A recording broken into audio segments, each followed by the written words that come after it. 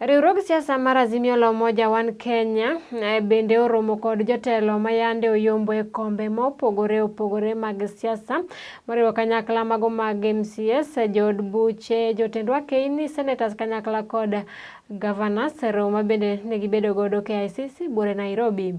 Romo makamano ero mabende notelie koda kaogai margi moluor Raila Odinga, jalupne Martha Karua, jatend Wiper Kalonzo Musyoka, e kinde jotelo mamoko obedo mano ero mabende jotelo goeko ne pango e kaka gibiro tiyo e pacho ka endi ahinya e od bura mamalo kanyakla kod mano ero ma seneta to koda kaka governors kanyakla kod MCS bende biro tiyo e kor gwenge ma e pacho ka.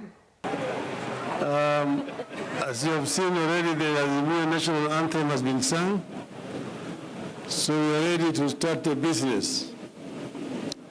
This has been a meeting among the leaders of Azimio from all parts of our country. We have members of parliament-elect, that is members of the National Assembly and senators. We also have governors-elect who have also joined us here today. Basically, it was a familiarization meeting, and we also talked about a way forward. We've given them a brief as where we are with regard to presidential elections, and they have approved the steps that we have decided to take as a Azimio coalition. Now, I am going to invite our Chief Minister, Honorable Kalonzo Musyoka, to give you a summary of what has been canvassed and discussed. Honorable Kalonzo Musyoka. A very good afternoon to all of us, particularly the media. We notice that since a statement by a presidential candidate yesterday, the whole world has its attention drawn on our wonderful republic, a country we all love, and a country that none of us is prepared to let go the wrong way. So these consultations, as my brother Raila has explained, are ongoing. It is obvious that we have very, very many elected representatives of our people, not even to mention about the members of the county assemblies, who will shortly, of course, in the next few days, be also putting their act together. So we will continue with our caucuses in terms of the regions, the coast region, the northeastern region, the Nyanza region, the central region. We are all doing this so that people can get to understand each other better. And as results emerge of our consultations, if need be, we will let members of the media know. But the most important matter is to stand in solidarity and to stand together. In fact, we have happily sung the composition by our late brother, Senator Kajwang, may God rest his soul in peace, that nchi hii bado ni mapambano, ili haki mwishowe ipatikane, so that Kenyans can live happily together with each other as brothers and sisters. So, unfortunately, this has happened because of what happened at Bomas of Kenya. And therefore, that process, the legal process continues, the political process also continues.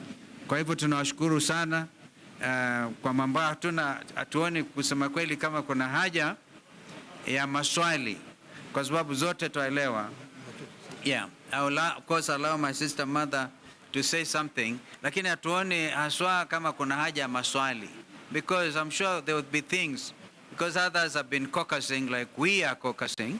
It is their right to caucus, and we also know that we are all guided by what is before the registrar of political parties. It's important for me to say so. because we have two coalitions or several coalitions that are properly registered before the registrar of political parties. And it is important for all of us to adhere to the provisions of that particular legislation. We know it is important as we put our country together to move even in the direction of the Senate, the National Assembly, the county governments. And so this is where we are moving, even as the other process that was alluded to by Brother Raila yesterday also gets underway. Asanteni, our sister mother.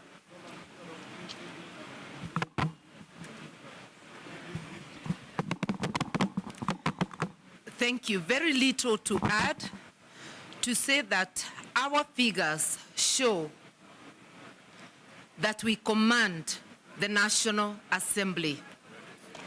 Just like I said the last time, the Senate, our competitors are up by 1, but the National Assembly, we command.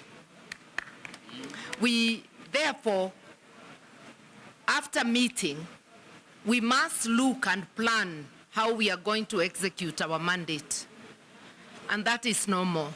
And our members are taking that up. On the matter of the election, ours is victory deferred, but it's coming home. And that's the message to everyone. As we explore avenues, all legal and constitutional avenues, let everybody know victory is coming home. Thank you for supporting us, and we will not let you down. Well done.